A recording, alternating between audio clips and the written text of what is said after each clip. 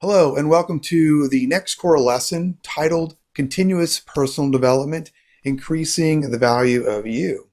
As you can guess, the main purpose of this core lesson is personal development. Not just personal development, but continued personal development. So let's start off with our daily quote. Education doesn't cease when you leave the university. Education is a lifetime process, and now you need to become self-educated, which means, of course, we put in a lot of time getting an education in high school and university, but a lot of people tend to abandon their education once they graduate university, and that's a mistake. What you want to do is continue to develop yourself so that you become better tomorrow than you are today, and that will help solidify a successful position for you in your career as time progresses, especially compared to the competition around you. So today we're going to start off with our introduction and mystery question as usual. Then we'll go into and sort of define what is continuous personal development and why should you do it. Then we'll look at the 3 parts to continuous personal development, which include number 1, your attitude and your philosophy.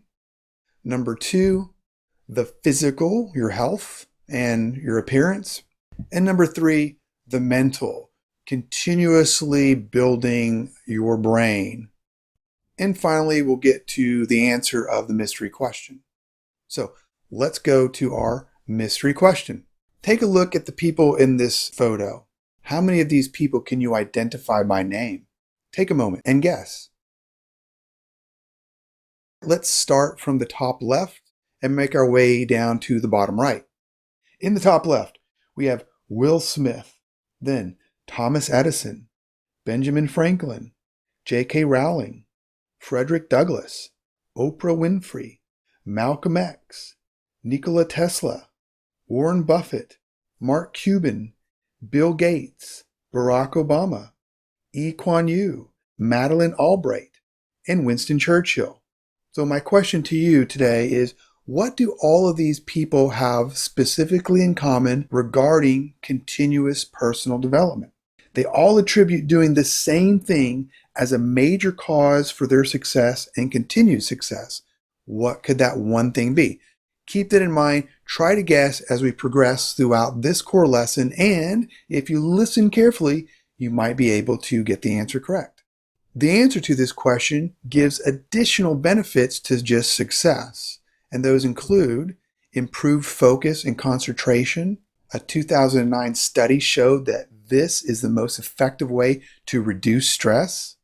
It only took an average of 6 minutes to lower the heart rate and muscle tension after starting this particular exercise. And it can slow down the process of dementia and Alzheimer's disease. This sounds fantastic, doesn't it? So what could this one thing be? Keep that in mind. What we've looked at just now in continuous personal development is that, number 1, that a lot of successful people share one particular thing in common that was a major contributor to their success, and that this particular thing has some interesting additional benefits. So try to guess as we progress throughout this lesson. Okay, so let's go on to the next part.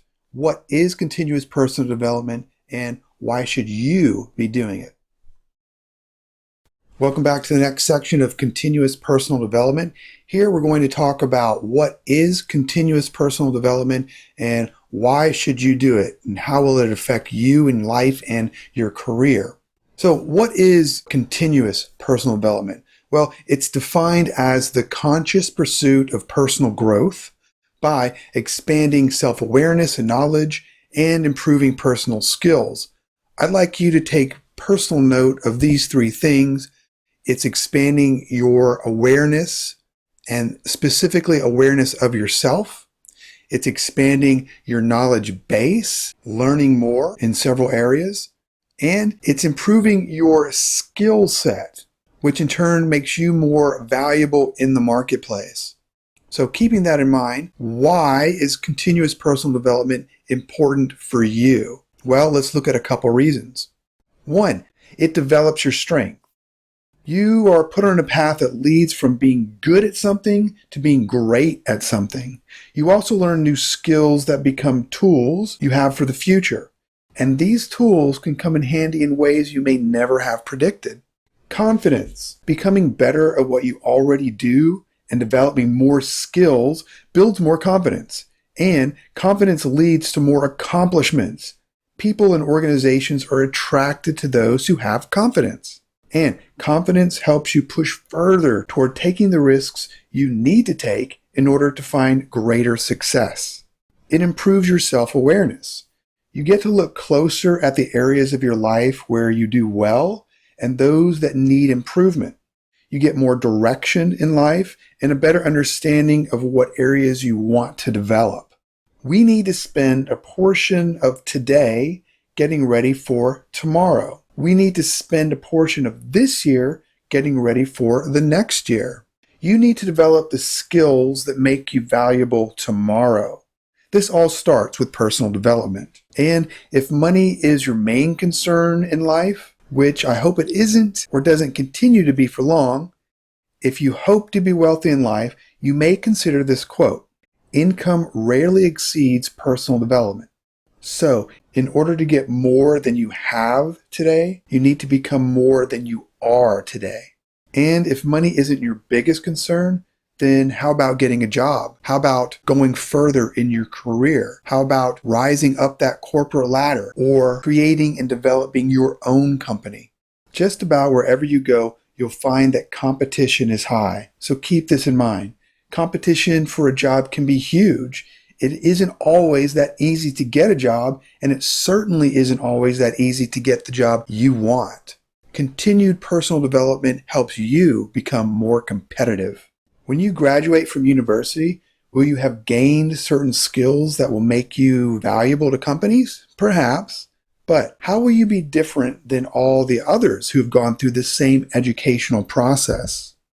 What will make you different then? What will make you different in the future? How are you going to stand out from the crowd? And once you do have a job, or perhaps you create your own business, you want to do what you can to keep progressing, keep accomplishing, and keep being successful. Education doesn't stop when you leave the university. Education is a lifetime process, and you now need to become self-educated, so never stop learning. Now, we all know who Warren Buffett is, right? Well, he had something to say about personal development. Quote unquote, "Ultimately, there's one investment that supersedes all others. Investment in yourself. Nobody can take away what you've got in yourself, and everybody has potential they haven't used yet. What potential do you have that's just waiting to be unlocked? And what are the steps toward continuous personal development?" You might recall that I mentioned earlier there are 3 particular steps toward personal development. However, we'll talk about those in our next lesson. To recap, what is continued personal development and why should you be interested in it? Well, number 1, we talked about the definition of personal development: awareness of yourself, a broad range of knowledge, and improving your skill set. 2, we looked at why is it important: strength, confidence, and self-awareness. And finally, how can it help you in your career? Well, it's going to make you stand out and become more valuable in the marketplace. Okay, that's it for this particular round. Let's get ready for the next. The 3 steps toward personal development. So, how is it that you go about with continued personal development? Well, as I mentioned earlier, there are 3 steps, and in this lesson, we're going to look at the first one. But before we look at that particular one, let's look at what are those 3 steps toward continuous personal development. These 3 include 1, your attitude or philosophy on life; 2, the physical, which is your physical state, your health, and your appearance; and 3, the mental, which includes the knowledge base that you possess and the skills that you possess. Before we begin, what I'd like you to do is get out a worksheet that you're able to download. And that particular worksheet is called Personal Development Reflection Worksheet. And you can see an image of that on the right side of the screen. Take a moment and get that out, and we're going to fill this in as we progress throughout the rest of this lesson. Now, the first part under your past personal development, I'd like you to take a moment and think about, aside from school-related activities such as studying for classes, list the things that you've done in the last 12 months or so to work on your own personal development. Have you read any special books that add to your wealth of knowledge and skill set? Have you worked on any particular certifications, perhaps? Have you gained any experience in a part-time job that might be related to your industry or future career? So what have you done within the last year to help you develop as a person? Go ahead and push pause and complete this section as best possible. Next, I'd like to ask you, what is your personal philosophy? Now, this might be somewhat of a difficult question to answer, so I want you to take time and think about what your attitude toward life or what your philosophy on life might be. And keep in mind, you can change this as time progresses because we all tend to change our philosophy as we progress. So let's talk about attitude first. This is your attitude towards life, maybe your philosophy of truth. And regarding all people, when things are going our way, it's easy to take credit for it. These are your accomplishments, therefore we take credit for them, right? However, it's just as easy to blame others and the world around us when things don't go our way, when we fail or fall short of our goals. For example, the economy is too bad. The laws and regulations are too strict. There's too much competition. No one ever taught me how to do it. No one ever helped me. But don't fall into this trap. It is the philosophy of the poor to blame others, while it's the philosophy of the rich to blame themselves. Obstacles and setbacks, well, they happen to us all. That's just life. However, the important thing is what you do about it, because you can't change the world around you, but you can change yourself. Here are 2 principles to live by. If you can understand and use these 2 principles in life, then you will find that success will come more easily to you. And those include, number 1, it's not what happens that determines the major part of your future. What happens to us all, as I just said. The key, however, is what you do about it. What action do you take to correct the situation? And 2, what you have at the moment, what you have now, is what you have attracted by the person you've become. What this means is the successes and failures are really attributed to who you are today. And the successes and failures that you come across in the future will be directly because of the person you are in the future. So, who do you need to become? And when you make the right changes and become the person that you want to be, the person you need to be, then you attract the right circumstances. And this is what we call the law of attraction. Here, new opportunities will present themselves. Here, new doors will open as you become a new person, as you become the person that you want and need to be. I'd like to leave you with a few things that the great Jim Rohn said. If you change, everything will change for you. To have more, you must become more. Don't wish it was easier, wish you were better. And don't wish for fewer problems, wish for more skills. This is the essence of the personal development philosophy you want to adopt. So, start working on yourself today. Next, in the personal development reflection worksheet, we have your attitude and philosophy. In this section, I want you to write a few sentences on your attitude and your philosophy on life. It's entirely up to you on what you write. There's really no right or wrong answer, and this philosophy will probably change as time goes by, as I've already said. So, what is your attitude and your personal philosophy on life? Take some time to write down a few sentences as best you can to answer this question. Go ahead and push pause and get to writing. Okay, so to recap our section on your attitude and philosophy regarding life and personal development, We went over the basics of the first three parts to personal development, which are attitude and philosophy, the physical, and the mental. As we went deeper into philosophy, we opened up our worksheet and answered a few questions. First of all, what have you done over the past 12 months to work on personal development? And then I asked you to write down your attitude and philosophy on life. So let's get ready for section number 2 on personal development, the physical. So the second part of personal development is the physical. And as you can guess, this has to do with your health and your physical appearance. So my question to you is, do you have healthy habits? If so, what are they? Do you have more healthy habits than unhealthy habits? If you have unhealthy habits, what are those? What can we do to increase your healthy habits and decrease your unhealthy habits? Regarding the physical, we always want to strive to be healthy. If you aren't healthy, then you won't enjoy your time here on earth as much as you could, and you might leave sooner than expected. Your body is the only body you have, so take care of it. Let's take a moment to look back at your goals. What goals, if any, did you have for your health? Did you put down better health as one of your goals? Perhaps lose weight or exercise more. How about a better diet, eating healthier? Are you getting the proper amount of protein, vegetables, fruit, nuts, and berries? Do you have a balanced diet?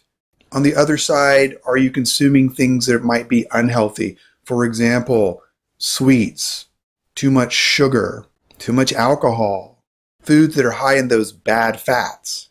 How about smoking? If you're a smoker, isn't it about time that you really seriously considered stopping? Because after all, there's really nothing beneficial to smoking, right? And what about your physical appearance? Are you taking the time to look presentable? Are you wearing proper clothes for the proper occasion? Is your hair combed? My hair is always combed. This, of course, depends on what type of profession you want to have or lifestyle you choose. It's up to you, but remember that it is people who offer you a job and opportunities. And it's a fact that people will judge you on your appearance, whether you think that's right or wrong. So be mindful of your appearance, but don't be obsessed. Think about this. You're making an impression every day to everyone you meet. And the more people that you meet, the stronger that impression becomes. This then becomes your reputation. Good reputations take a long time to build and only a moment to destroy. Today, are you making the impression on people that you want? If not now, then when? Start with your appearance and then with your actions. So let's go back to your personal development reflection worksheet. The next section is, of course, your physical condition. And I have 4 areas I want you to write in. Number 1, take some time and list the healthy habits that you feel you do have.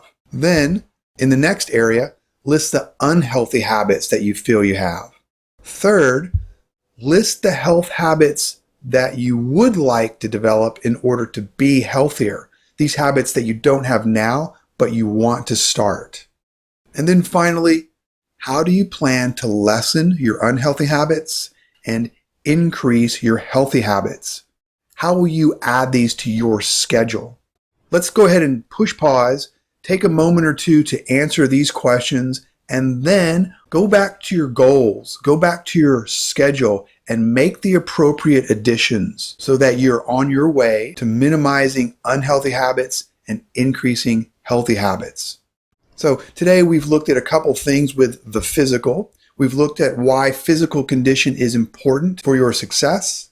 We've talked about healthy habits, your appearance, and we've looked at your personal development worksheet in order for you to get a clearer idea of what you're doing right, what you're doing wrong, and how to change it. Now that we've covered the physical, let's get ready to go on to the third section, the mental. Okay, now on to the third and final section of personal development, the mental. Here we are back at our goals, considering what knowledge and skills we want to acquire. Do you recall what you put in your goals? What skills do you need to acquire? Well, before we go there, I have a question for you. How would you define success? Everyone sort of has a different answer because quite often success can be quite personal. Someone's definition of success could really depend upon themselves. On the other hand, others might see it as a universal answer. Go ahead and push pause for a moment and think, how would you define success? Someone once said that they know the definition of success, and that is, success is being willing to do what others are not willing to do. If you only have the average education, and if you only put in the average amount of effort, what results can you expect? You guessed it, average. Try to answer these questions. What knowledge and skills do you need? By now you probably have a pretty good idea. What knowledge and skills do you want? There's a difference between need and want. Need would probably take a higher priority than want. And where can you get these skills? Where can you get this knowledge? Here's a clue: books. It's not an accident that successful people read more books. After all, knowledge is power. There's a vast amount of information that we can learn from books because what we learn from books are the experiences and failures and lessons from other people. How many books do you read a month? How many books do you read a year? I hear that the average in America is about 4 books a year. I also hear that the average in South Korea is about 9 books a year. But what types of books are people usually reading? Let's listen to Jim Rohn's take on reading. The habit of reading is a major stepping stone in the development of a sound philosophical foundation. And, in my opinion, it is one of the fundamentals required for the attainment of success and happiness. All of the books that we will ever need to make us rich, as healthy, as happy, as powerful, as sophisticated, and as successful as we want to be have already been written. People from all walks of life, people with some of the most incredible life experiences, people that have gone from pennies to fortune and from failure to success have taken the time to write down their experiences so that we might share in their wealth of knowledge. Almost everything that you need to know, almost everything that can help you be the person you want and need to be is out there in a book somewhere. You just need to take the time to get those books, read them, and implement that information. So let's think a little bit about books and your experience with books. Can you name one book that changed you in a positive way? If so, what was that change? Can you name one book that you've heard about that you were hoping to read? It's on your list, but you haven't quite got it yet. What successful people would you like to read about? Who would you like to learn from? Take the time, study other successful people, and learn from their experiences. Then let's go back to the final page of our worksheet under your mental condition. Answer these questions. Number 1, what skills would you like to acquire? List at least 3 skills. How and when do you plan to acquire these skills? Remember, everything needs a due date. And how will you add these skills to your schedule? And 3, what books would you like to read? Take some time, research, and list at least 3 books that will help you in your mental development. Go ahead, push pause, and try to answer these questions as best possible. And if you can't think of 3 books off the top of your head, take a little more time after this lesson, do the research, and see what books you can come up with. So, we've gone over the 3 parts to personal development: your philosophy, the physical, and the mental. What changes did you come up to help you with your own personal development? How do you plan to change your schedule to make sure you achieve these goals? After this lesson, take a little extra time and adjust your goals and adjust your calendar. So, to recap, personal development, the mental, we talked about knowledge and skills and the importance of these things. We talked about how important books are to your mental personal development. We finished up our personal development worksheet section, and you're on your way to making the proper adjustments so that you can reach these goals. So we're almost at the end of this particular core lesson on personal development. The next section that we're getting ready for is mystery question answered. Get ready for that. Do you remember the mystery question at the beginning of this core lesson on personal development? Do you remember all those people who I talked about? Do you remember their names? Well, let's get on to the answer. The question is, what do all these people attribute to doing that has helped them to succeed? It's one particular thing that we just covered.